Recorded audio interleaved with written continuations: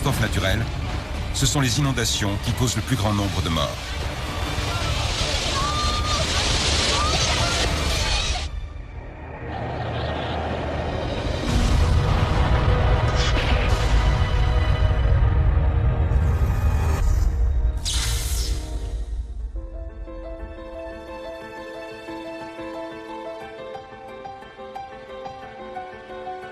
À n'importe quel moment, 12 000 milliards de tonnes d'eau sont suspendues dans l'atmosphère, prêtes à tomber sous forme de pluie.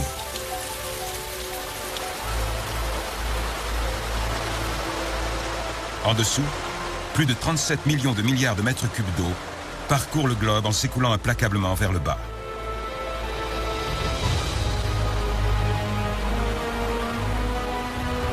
La plupart du temps, nous savons domestiquer et gérer cette puissance.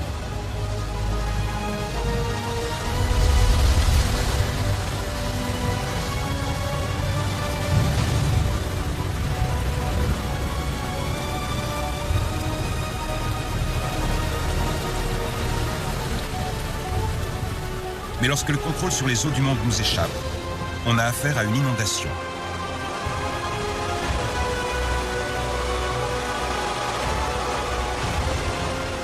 Et rien ne peut l'arrêter.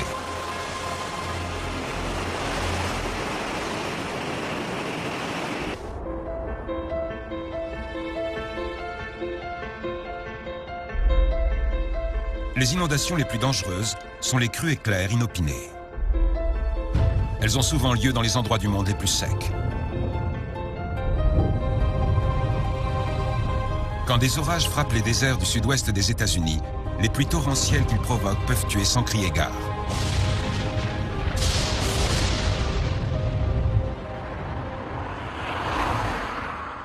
Las Vegas est la deuxième ville la plus aride des États-Unis.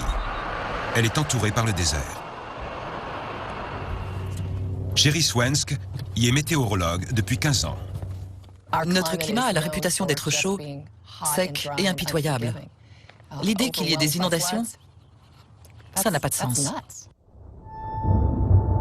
Mais le 9 août 2003, d'énormes nuages noirs s'agglutinent au-dessus de Las Vegas et libèrent l'équivalent d'un an de précipitations en moins d'une heure. Ce jour-là, beaucoup de pluie s'est abattue sur notre désert. Une pluie sans relâche. Les bassins de contrôle des crues, conçus pour protéger la ville, sont submergés. Les bassins de retenue ont fait leur travail. Ils ont retenu l'eau le plus longtemps possible, mais ce n'était pas suffisant.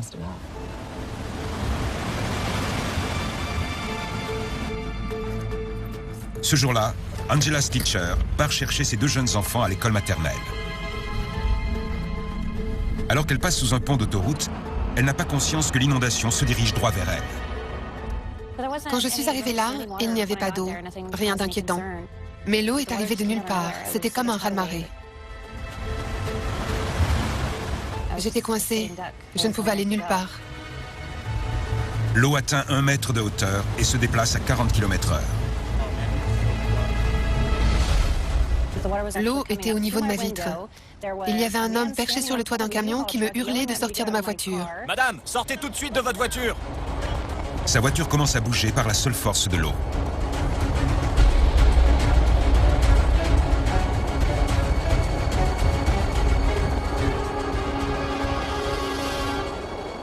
J'ai grimpé sur le toit de ma voiture.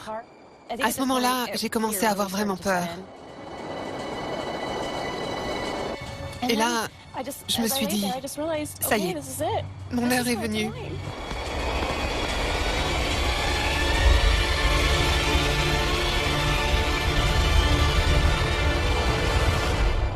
Je l'ai accepté, j'ai fait mes adieux. J'ai imaginé les visages de mes enfants. Je me suis allongée là, en fermant les yeux, et j'ai pensé, je suis prête. Et tout d'un coup, un type m'a secouée, et je me suis demandé d'où il pouvait venir. Un hélicoptère de la police brave les fils électriques pour la sauver.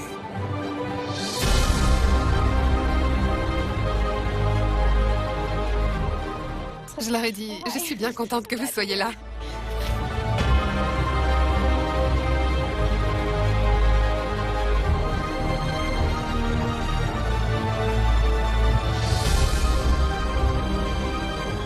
Ils récupèrent Angela juste à temps. Avant même que je sois à l'intérieur de l'hélicoptère, ma voiture a disparu. Ils sont arrivés pile au bon moment.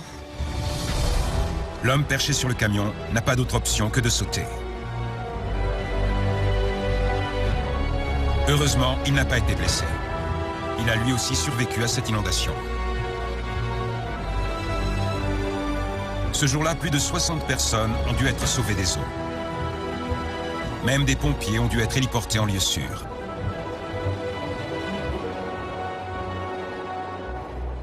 La puissance de l'eau en mouvement est immense, car elle se déplace rapidement et accumule de la vitesse. Ces 15 cm d'eau qui descendent d'une rue ou une route peuvent gagner 50 km/h. C'est très puissant et ça peut devenir vraiment dangereux.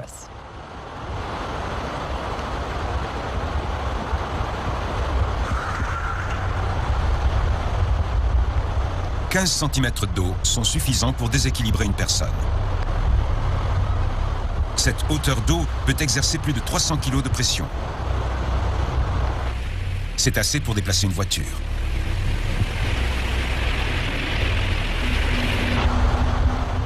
Un flux de 50 cm est capable de déplacer des véhicules lourds comme ce camion toupie rempli de béton. Et plus la pente est raide, plus le courant est puissant.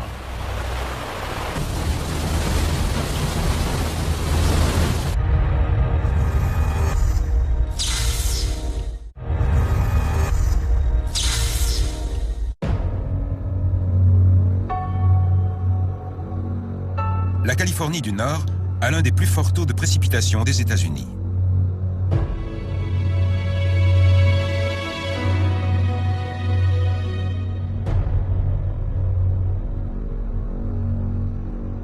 Un vaste système de barrages et de digues canalise les fontes des neiges et les eaux de pluie, depuis les montagnes de la Sierra Nevada jusqu'aux vignobles et vergers de la vallée de Sacramento.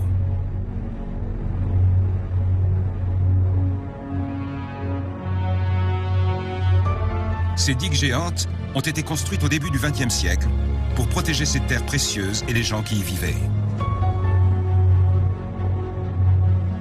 Près d'un siècle plus tard, durant l'hiver 1996, elles ont été poussées à leurs limites.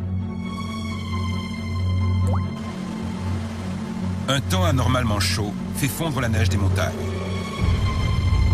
De forts orages font tomber plus d'1 mètre de pluie.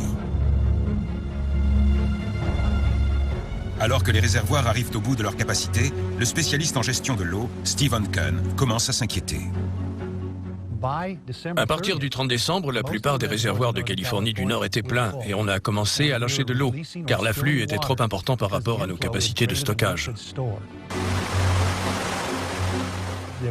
Il y avait trop de pluie, trop d'écoulement et on se dirigeait vers une situation d'inondation.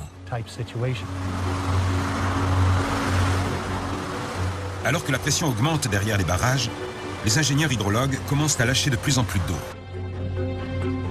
Ils se disent que les digues en aval vont contenir toute cette eau. Ils ont tort.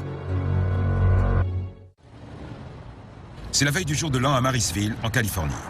Mike et Mariana Ortorino sont en vacances pendant cet hiver qui compte parmi les plus humides de l'histoire. Les responsables de la gestion de l'eau tentent d'empêcher le barrage voisin de déborder. Alors que le niveau de la rivière augmente, les Ortorino ne se doutent de rien. Finalement, on s'est dit que ce problème ne nous concernait pas. On croyait que les digues allaient tenir bon et faire leur travail. On pensait pouvoir compter sur elles. Mais quand la montée des eaux met trop de pression sur les digues, l'une d'entre elles s'effondre. Alors que l'eau se déverse à travers les zones inondables de Californie, les autorités restent impuissantes.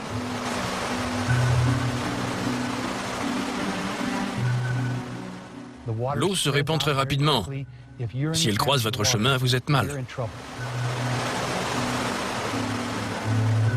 Les Ortorinos sont alors chez des amis, près de la digue endommagée.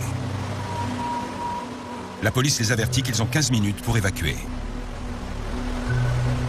Ils partent juste avant la tombée de la nuit. On a pris la route et tout allait bien, jusqu'à ce qu'on arrive au croisement. Dès qu'on a tourné, les phares de la voiture ont révélé une énorme masse d'eau. Il y avait littéralement une rivière qui traversait la route. Les Ortorinos pensent qu'ils peuvent traverser en toute sécurité. C'est une grave erreur. Ça montait de plus en plus haut.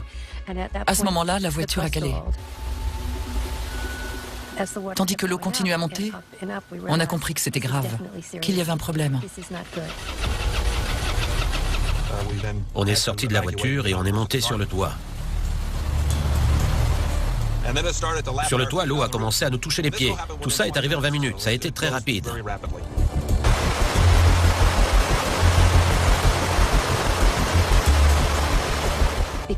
Vu la force exercée par l'eau, on s'agrippait l'un à l'autre. Ils tiennent jusqu'à l'aube, lorsqu'un hélicoptère de secours les repère, debout sur le toit de leur voiture submergée.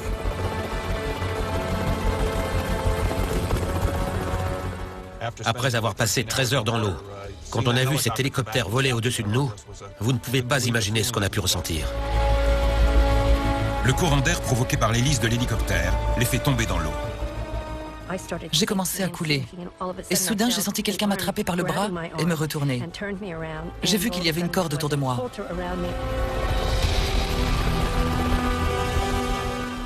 Ça a été le trajet le plus rapide de ma vie. J'étais aux anges. C'était incroyable. Les orthorinos ont eu de la chance de survivre à cette épreuve.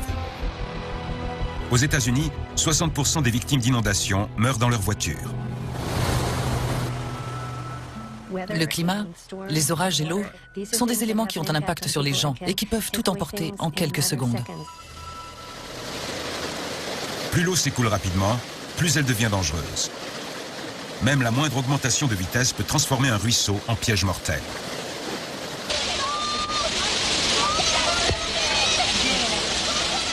En Turquie, cette femme s'est fait piéger en essayant de traverser une rivière en crue.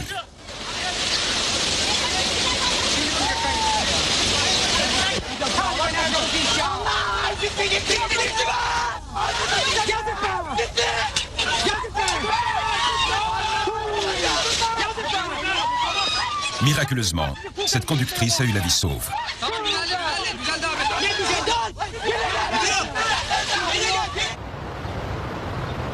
Les inondations peuvent être particulièrement dévastatrices. Quand les eaux d'une crue ont inondé ce petit village anglais, la destruction a été terrible.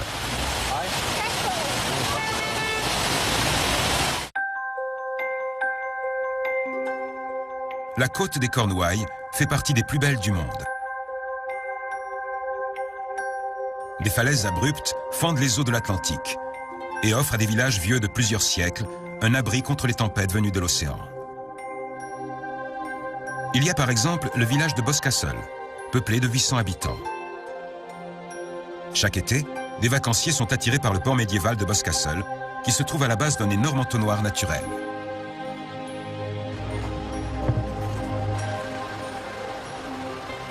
Trixie Webster sert les touristes dans un salon de thé du port.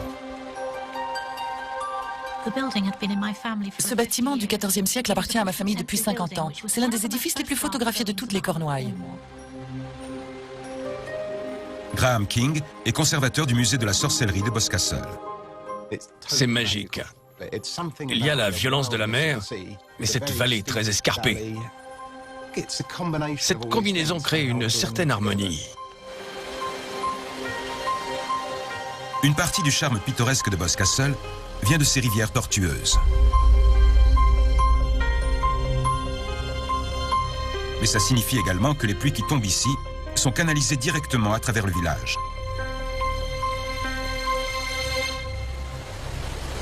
En août 2004, ces doux ruisseaux sont devenus de violents torrents.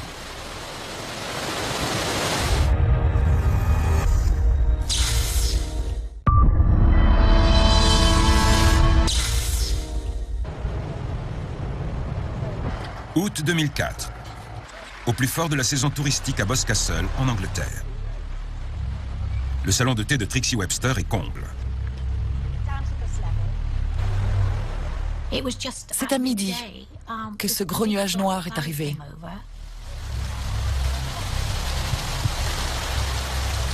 C'est un nuage de 11 km de large qui surplombe la vallée juste au-dessus du village.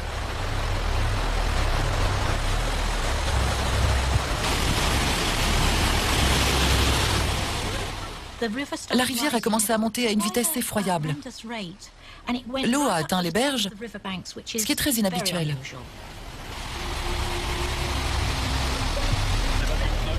L'eau se déverse dans la rue principale. Boscastle est désormais à la merci d'une inondation. C'est devenu quelque chose de terrifiant. On n'arrive pas à imaginer qu'on est au même endroit que d'habitude, que c'est la même rivière, et pourtant c'est le cas.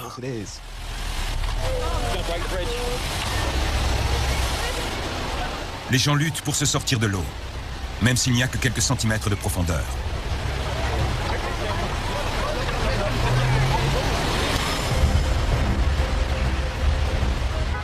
C'est alors que les choses se mettent à empirer.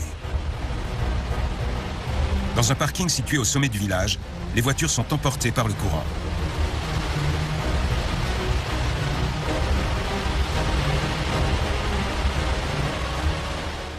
Quand la première voiture a dérivé, on ne savait même pas s'il y avait quelqu'un à l'intérieur. Et on ne pouvait rien faire. C'était vraiment un sentiment horrible.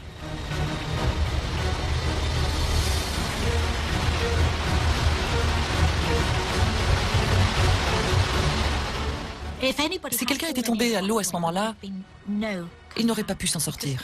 Le courant était si puissant qu'il emportait les voitures et les camping-cars comme si c'était des jouets. C'était impressionnant. L'inondation projette littéralement les voitures contre les bâtiments. Le salon de thé 6 fois centenaire de Trixie Webster commence à se délabrer. L'eau a jailli à travers la porte et les fenêtres de derrière. Les voitures qui étaient emportées ont percuté le bâtiment. Et puis il a disparu. Il était là, 1 minute plus tard, il n'y était plus. Le bâtiment n'a eu aucune chance. Il s'est désintégré.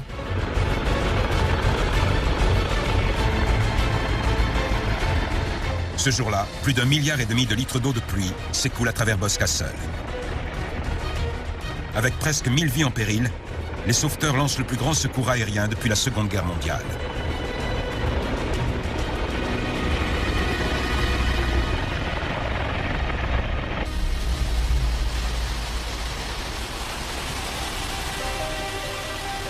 Après 2 heures, la crue commence à décroître, laissant apparaître un spectacle de désolation.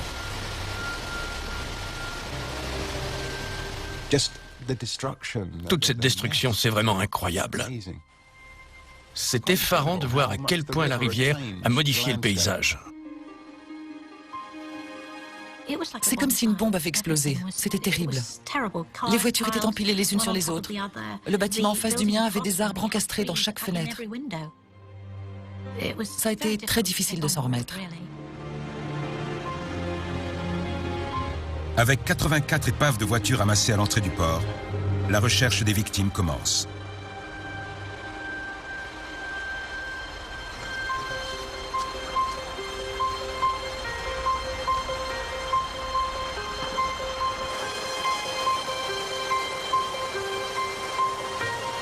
Des dizaines de voitures ont été balayées.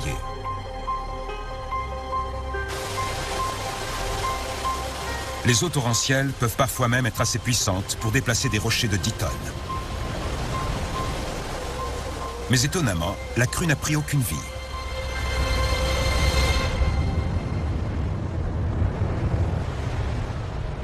La côte caribéenne du Venezuela.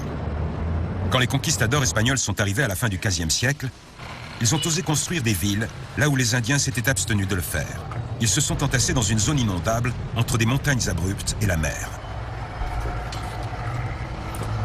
Le professeur en génie civil Carlos Onatias comprend désormais le risque pris par ses ancêtres. Ignorant la menace, on a construit au milieu du chemin que l'eau emprunte pour descendre jusqu'à la mer.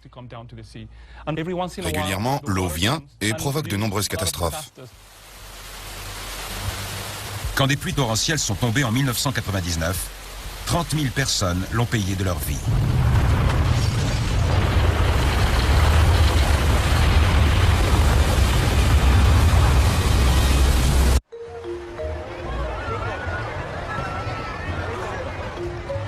Justino Bravo habitait la ville côtière de Los Corrales, au Venezuela.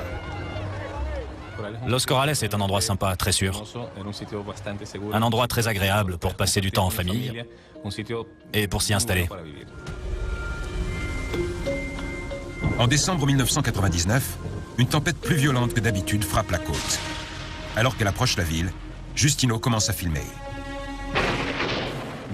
À l'horizon, on pouvait voir un énorme orage arriver. La visibilité était faible, il faisait très sombre. À l'aéroport voisin, Mandy Donoyu vient d'arriver pour passer des vacances avec quelques amis. La pluie était très forte. Et comme je n'avais jamais voyagé, j'ai cru que c'était normal. Je me suis dit, c'est un endroit où il est censé pleuvoir.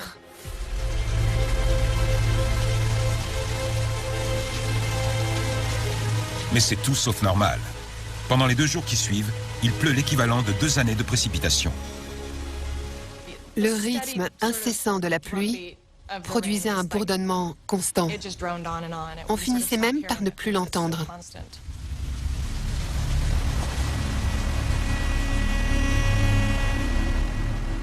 En tout, il tombe 1 mètre d'eau. Sur son chemin, l'eau venant de la montagne augmente en volume et en énergie. L'eau se répand dans les rues, entourant l'immeuble de Justino Bravo. J'espère qu'il n'y a personne dans ce minibus.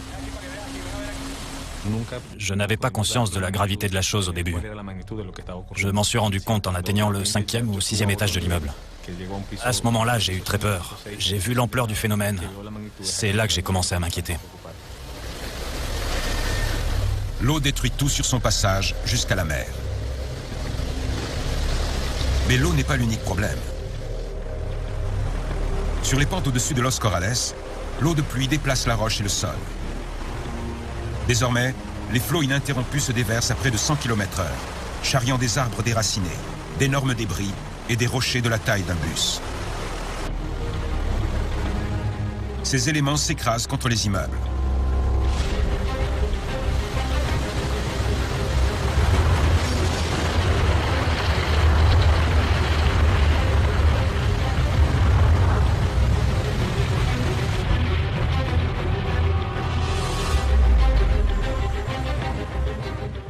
Les immeubles tombaient comme s'ils étaient en papier. C'était hallucinant de voir la puissance de la rivière.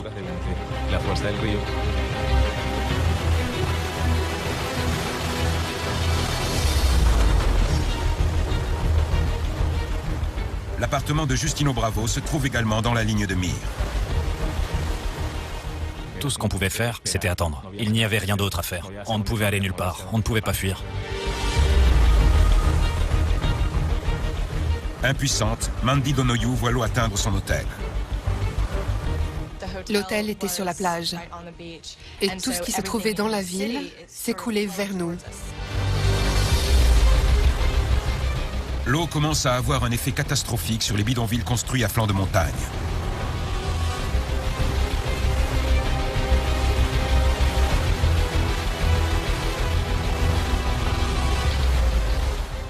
On entendait des bruits d'arrachement. On a compris que ce qu'on entendait, c'était le bruit des villages construits sur la colline et qui se retrouvaient en ruine tout en bas. Ces sifflements, c'était le bruit de ces quartiers en train de disparaître.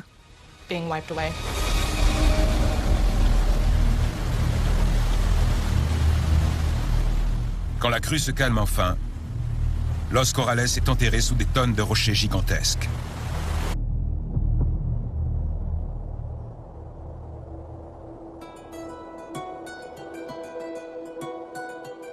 Le long de 50 km de côte, l'eau et les débris ont balayé des milliers de bâtiments jusque dans la mer. 30 000 personnes ont été tuées. Mais seulement 1000 corps ont été retrouvés. Le reste a disparu dans l'eau. 150 000 personnes ont perdu leur maison. Los Corrales a été littéralement anéanti. Le professeur Carlos Sonatias a étudié comment une entité aussi simple que la pluie a pu causer une telle destruction. Au début, ce sont de petits sédiments, de petites particules qui sont arrachées. Mais plus la pluie tombe, plus ce sont de grosses parties du sol. Ensuite, ce mélange à la fois solide et liquide peut renverser tout ce qui se trouve sur son passage. Il peut surtout transporter des roches très lourdes, car il est très dense.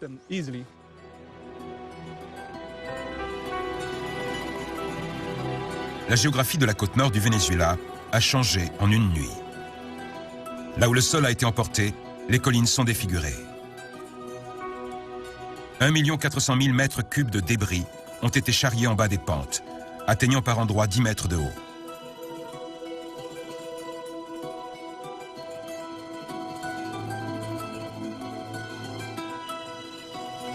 Des crues éclairs comme celle-ci ne frappent que 2 fois dans un siècle. Mais dans certaines parties du monde, les crues lentes peuvent être tout aussi effrayantes. Et elles se produisent chaque année. Les crues lentes peuvent mettre plusieurs jours à se développer. Elles sont plus prévisibles que les crues éclairs. Mais une fois qu'elles ont commencé, il n'y a aucun moyen de les arrêter. Chaque printemps, le niveau des eaux du Mississippi monte progressivement jusqu'à ce que les rives du fleuve ne puissent plus les endiguer. Des images satellites montrent l'énorme quantité d'eau qui se déverse chaque année dans le Midwest.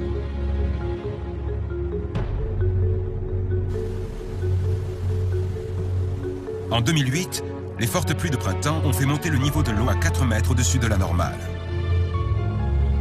Le Mississippi et ses affluents ont débordé de leur lit et inondé la plaine. La plupart des gens ont réussi à s'en sortir, mais les dégâts sur les propriétés, les cultures et le bétail se sont élevés à près de 2 milliards d'euros.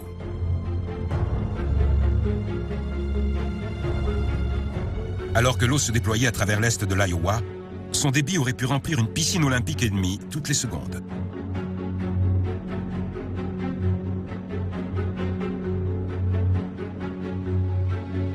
Quand elle a atteint Cedar Rapids, 23 km² de la ville ont été inondés. La crue a pris Lindsay Janocek complètement par surprise. J'ai vécu toute ma vie à Cedar Rapids, près de la rivière Cedar. Pour moi, une inondation, ça voulait dire quelques centimètres d'eau. Cette fois-ci, il y a eu 3 mètres d'eau. En coulant dans le centre-ville de Cedar Rapids, l'eau a encerclé 1300 immeubles. Elle a détruit des autoroutes et des ponts de voies ferrées. Elle a ravagé plus de 5000 maisons.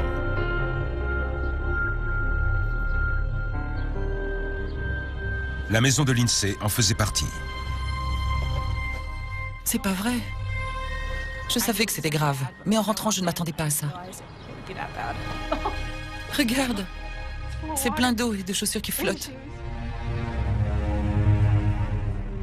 Je n'aurais jamais imaginé rentrer chez moi et voir le plafond détruit et les murs noirs de boue. C'est la cuisinière. Elle a été complètement retournée. Les appareils ménagers ont été renversés. Les meubles jonchent la pièce. Et franchement, je suis sans voix. C'est chez moi. Ça fait partie de moi. Le Mississippi est le plus grand fleuve des États-Unis.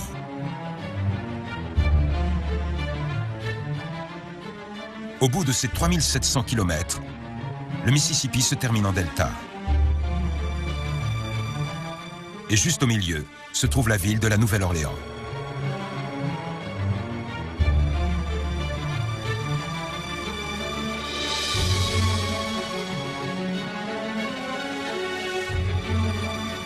En 1927, le fleuve est sorti de son lit, provoquant une inondation catastrophique. Il y a eu 500 victimes et près d'1 million de maisons détruites.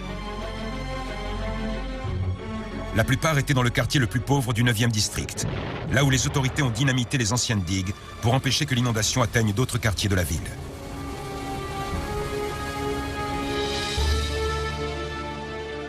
Après cette inondation, le corps des ingénieurs de l'armée construit un système de digues élaboré afin de protéger la ville.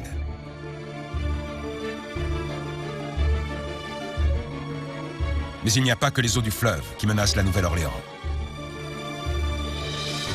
Il y a aussi des tempêtes et des ouragans qui déferlent sur la côte. La ville est bien plus vulnérable aux inondations venues de la mer, car les zones humides protectrices autour de la ville ont commencé à s'assécher et à rétrécir. 80% de la Nouvelle-Orléans est désormais en dessous du niveau de la mer.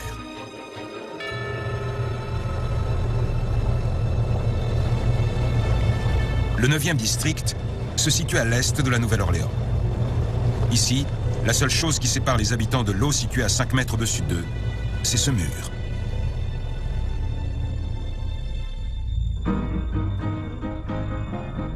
Robert Greene vit ici, mais il n'a jamais considéré le canal avoisinant comme une menace. On allait pêcher. On a grandi avec l'amour de l'eau. Alors on n'a jamais pensé qu'il pouvait y avoir un danger.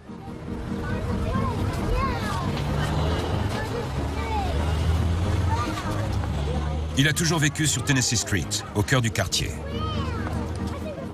Il y avait beaucoup d'enfants, des familles. On s'amusait bien. À cette heure-ci, on entendait surtout les enfants. Robert s'occupe de ses 3 petites filles. Mes petits-enfants étaient toujours avec moi. On était inséparables. Les 3 sœurs jouaient souvent avec le vieil homme que je suis.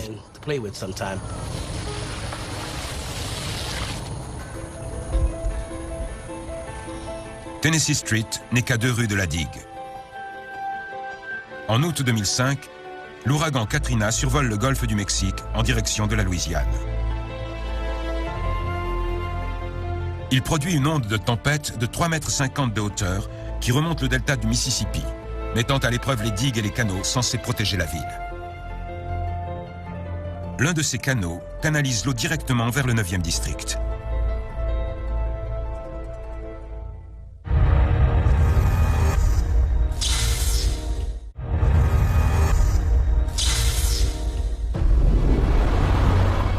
Alors que l'ouragan Katrina se déchaîne autour d'eux, Robert Greene et sa famille n'ont pas d'autre alternative que de rester chez eux et de compter sur la chance. Au fur et à mesure, le temps a changé. J'écoutais le vent, j'écoutais la pluie, et l'eau a commencé à arriver. L'eau de l'onde de tempête commence à déborder des murs de la digue.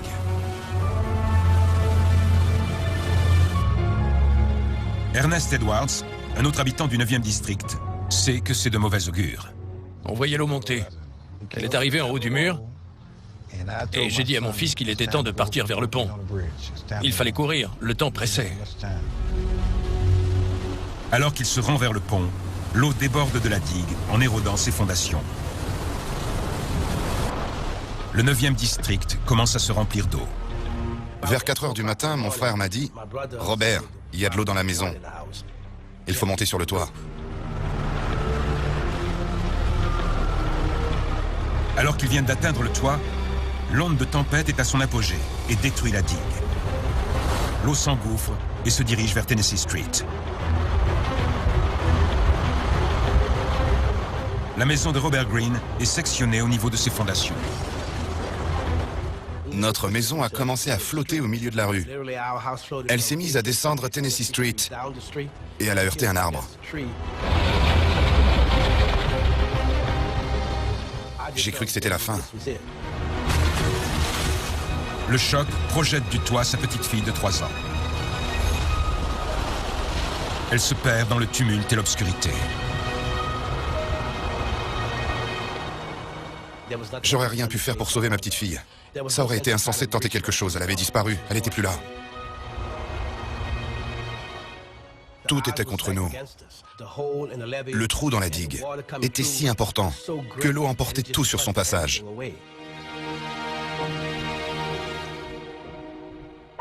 À l'aube, des milliers d'habitants du 9e district sont isolés sur leur toit. Parmi eux, Robert et les 2 de ses petites filles qui ont survécu.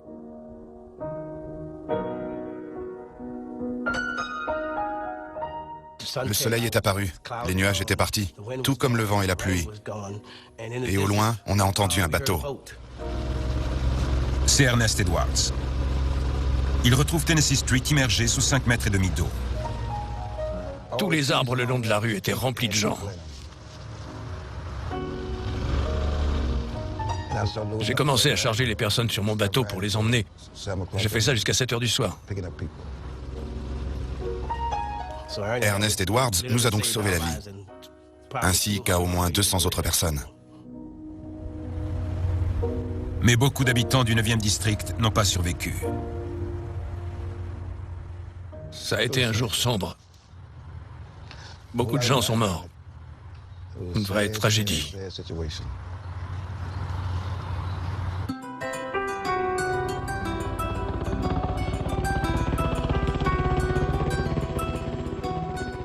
La digue du 9e district n'est pas la seule à avoir lâché. Au total, 50 dispositifs de protection contre les inondations ont été submergés.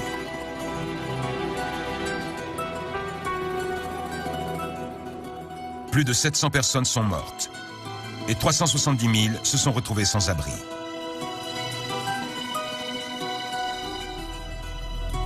Les dégâts ont été estimés à 60 milliards d'euros, ce qui en fait l'inondation la plus chère de l'histoire.